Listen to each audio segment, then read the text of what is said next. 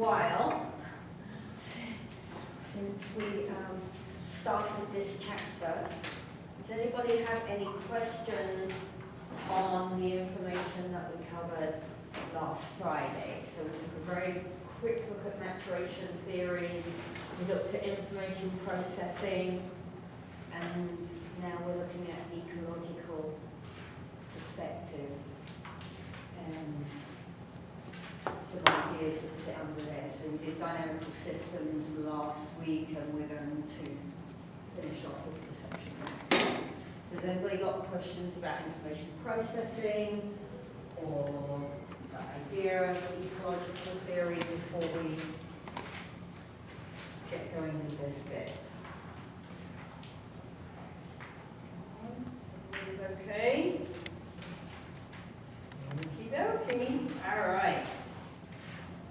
So we said ecological perspective was the umbrella, and we've got two approaches that sit under there: dynamical systems, which is where our constraints theory sits, and the other approach is perception action.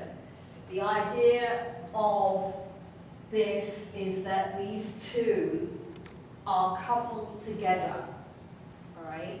And so they evolve, they impact each other in how they develop, right? So if I want to perceive something, if I want to understand something, I need to move.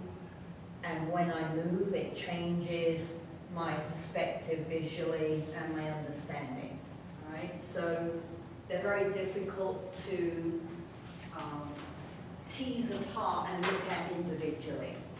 So we look at them as a unit, right? This idea was based on the work of Gibson back in the 60s and 70s. And the idea is that the child or the individual is an active explorer, right?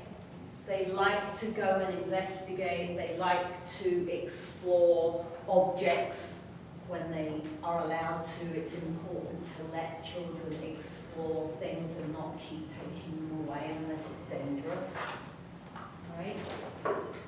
And so movement plays a critical role in their perception of their environment, right? The more they can move around, the more diverse and varied stimuli they're exposed to, okay? And then the more learning they do, and the better their understanding of the objects becomes, right? So they're really strongly interactive with each other.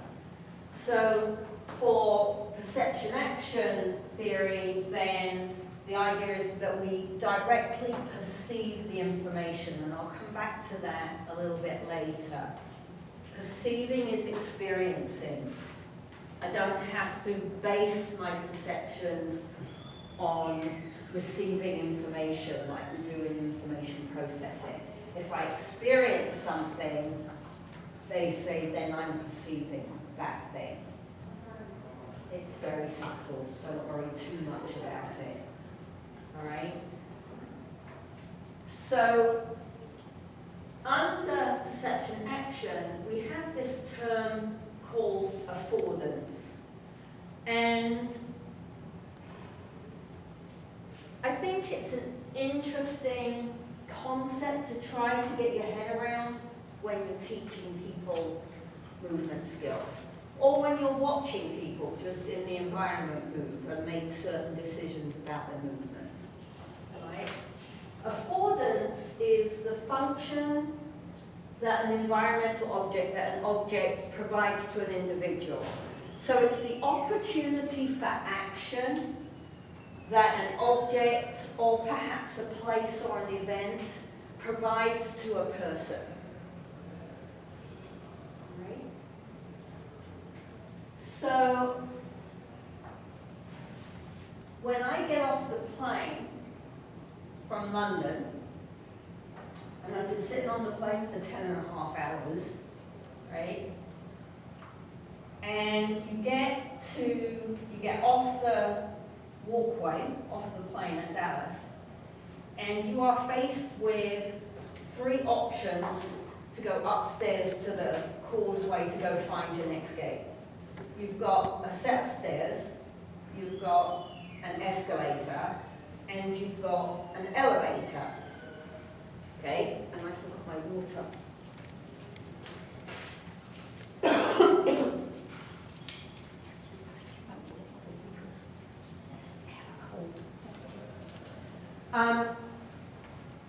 So the exact same environment is presented to the 900 million people who were squished into the plane, right? So it's really interesting to watch what that environment affords to people. So I get off the plane, I've been sitting for 10.5 hours, I'm dying to walk up the stairs, right? There's no way I'm getting on an escalator or an elevator, because I need to move. Everything's stiff and sore, right? Not very many people pick the stairs. Most people pick the elevator.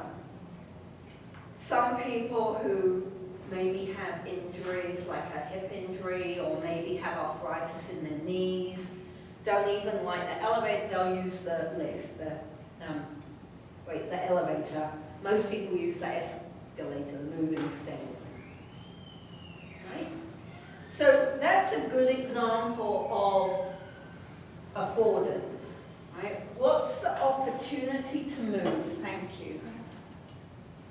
What opportunity to move did that environment give an individual? And it's highly personal because it's my perception of the environment, right? So someone else's perception is irrelevant. It's only my perception of the environment that counts in this situation. So it's a very individual, personal thing, right?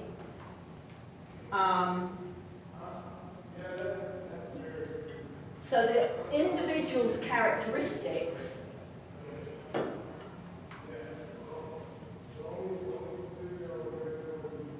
define what they're able to do, right? How I act in a given situation, in a given context, is based on my developmental level, my experience, my present need to move or not move, my cognitive awareness of what the environment is affording me. Does that make sense? Okay. What's the opportunity that's available? Do I understand the opportunity that's available? Okay. So let's say you went down into the weight room and it's a bench press day. And someone left 120 kilos on the Olympic bar, right? So Joelle's going to walk in and go, maybe I'll use the dumbbells today, right? And Troy's going to walk in and go, oh great, someone had it all set up for me. Right? Exact same environment, 2 different individuals' perceptions of what that environment allows them to do. Does that make sense? I think this is an important idea because when we're teaching or coaching, or whatever we're going to do, or we're doing athletic training, we set up activities for our person to do. And we have an assumption of what's going to happen when we introduce that person to that activity. And we don't always explain ourselves really clearly because we assume the person is going to do what we want, given the setup, right? But if you take this idea to heart, it's possible they may look at what you set up and do something different. Either not use it the way you expected it to be used, or maybe only give half effort because when you turn your back, they're looking at it going, I'm not quite sure I can't do this, right? So I think that understanding the idea of affordances within the environment is important, and especially understanding that they're very personal, right? That I can't put my perception of what I can do in this environment onto someone else. Okay? Another thing to think about with affordances is that the function I can achieve is based upon what we call body scaling. So what are my dimensions? So for example, how long is my femur? How long is my tibia? Versus someone else's and the object. Right? So my internal dimensions have to match what I perceive the object can do for me to have a go at it. Right? Body scaling is important. So let's think about a flight of stairs. All right? So say you grew up in a house that had 2 stories and it had a flight of stairs in it. All right? When you are little, when you're a toddler, you might crawl up those stairs. Okay?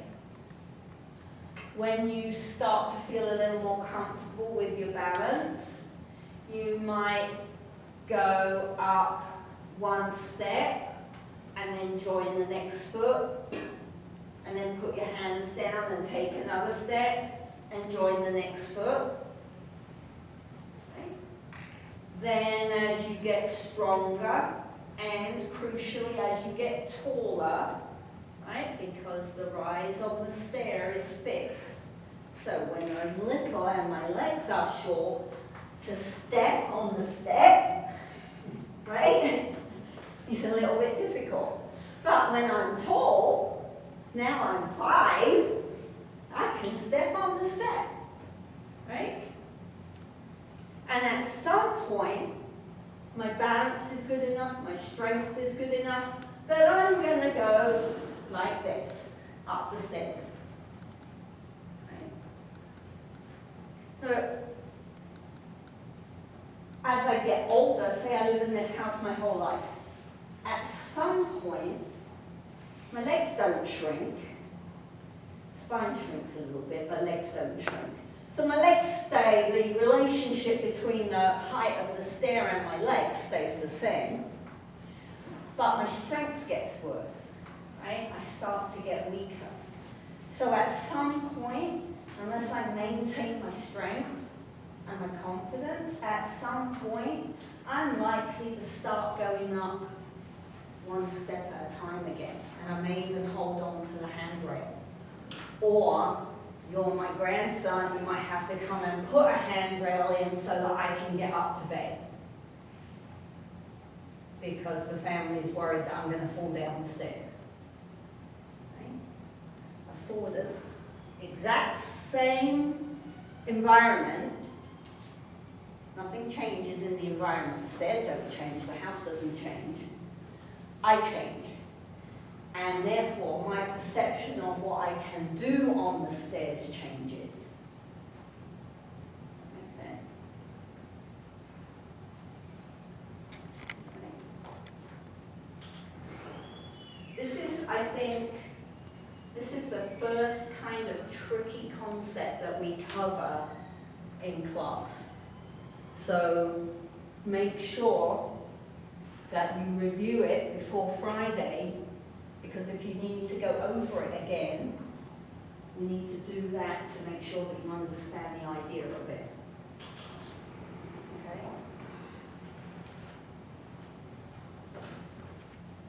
So what kind, if we're talking about perception, What kind of constraint is perception?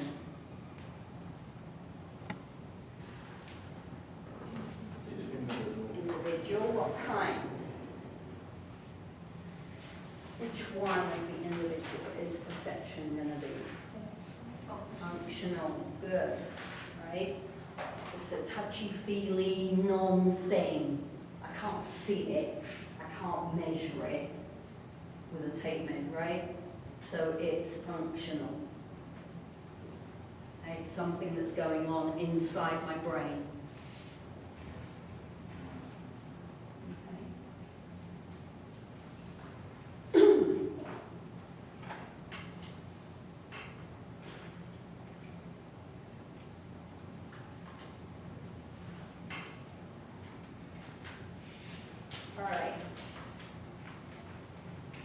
Maturational perspective, we've got information processing perspective, and we have ecological perspective.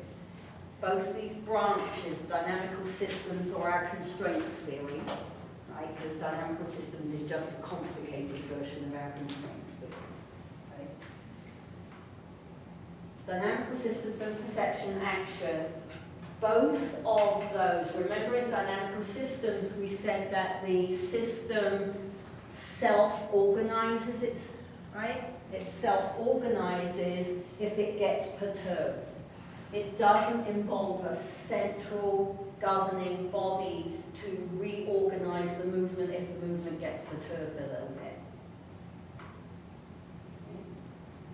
Perception action says, I perceive information directly, I don't have to wait for a sensory signal to go to the brain, to be understood, to be recognized, to be distinguished, and then send a motor signal.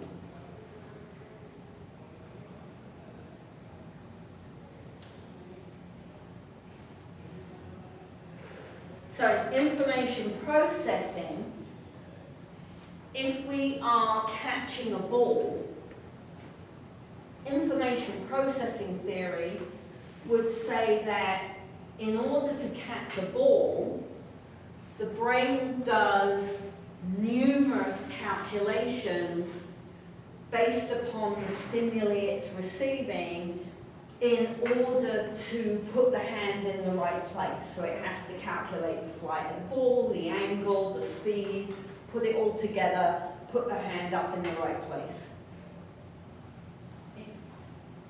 In ecological theory, catching a ball is a result of moving my eyes and my head and my limbs, and all of that moving provides information, and I get optic flow, and I'm in the right place to catch the ball. It's not a right or a wrong, they're different ways of explaining the same phenomena. How do I catch a ball? Okay.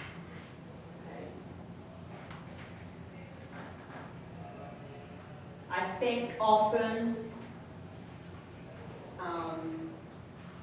we instinctively feel that information processing makes more sense. That's quite often because that's the kind of perspective our coaches took.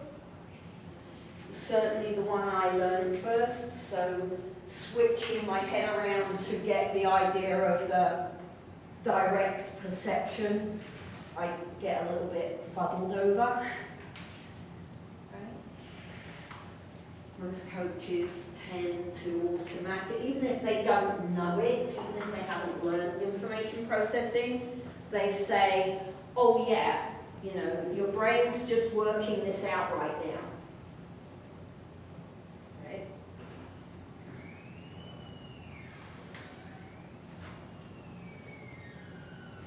So, when we're coming from this idea, when we're looking at our constraints theory, remember we said with our triangle, the interaction of those types of constraints results in a movement emerging. Right? The movement emerges from the constraints. It's not necessarily, and here's my take, right? My brain initiates walking. But how I walk, what you observe, is due to the interaction of the constraint. So I think they're actually talking about two different things. I think information processing is how is the signal initiated to the muscle? Constraints theory is why do I see the movement pattern I see? Right? Because the movement pattern isn't the same as the initial movement signal. The movement signal is global, walking. Right? So the brain says walk. But if I'm walking on ice, I'm going to walk like this. Okay? If I'm walking on a hot surface, I'm going to walk like this. If I'm just walking across the bridge, I'm going to walk like this. So walking never looks the same, depending upon what's happening with the interaction of the constraints. So why is it when you watch girls' sports, the thought process and everything, you can't compare it to the guys' sports? Well, their thought process is a functional constraint. Right. Because like if you watch soccer, I mean, they get the ball or something like that, and it takes them a while for them to decide what they're going to do or how they're going to do it. And then, I mean, it goes with anything, but I mean, it takes a little bit more just to get them. Sometimes it could be the coaching style. So if they have a female coach of a female team, maybe they're told to think about what they're doing and to make a decision on what to do. If you have a male coach of a male team, he says, when this happens, do this. So there's no delay while they're thinking about what to do, because they were told what to do. Right? So they don't have the same decision-making process going on that slows down the reaction that you see in response to the stimulus. Does that make sense? That's an example that I would think. And even if the girls aren't told to think about it, girls think a little bit more than guys do. Right? I mean, they overthink. The problem when you're coaching girls a lot is they overthink. And you want to stop them overthinking, you want them to do, not think. So it's one of the challenges of coaching girls. How would you do that to get them to? Do not think. Lots and lots and lots of drills on that particular thing you want them to do. I think it's just one of the fun things about working with girls, really. I mean, it's one of the challenges of working with a girls' sport rather than a guy's sport, is you've got all this extra head stuff going on that can be beneficial sometimes, but can also really get in the way.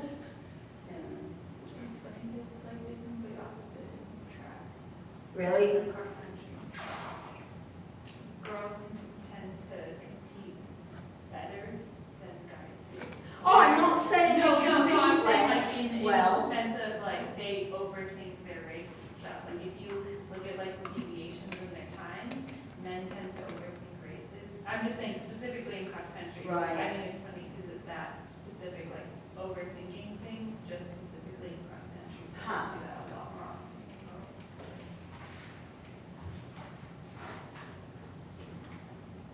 maybe it's an individual sport versus a team sport difference, which is another constraint, right? So maybe it's why it's so fun to study and teach and teach. All right, so Friday.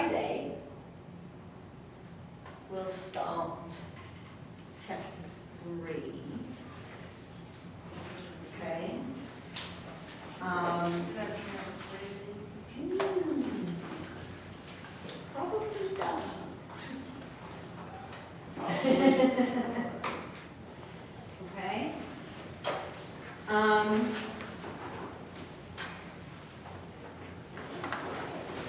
else? Friday, biomechanics, so we're going a little bit outside motor behavior, but there's some foundational biomechanics we just have to cover quickly. So if you've done biomechanics already, this will be a review.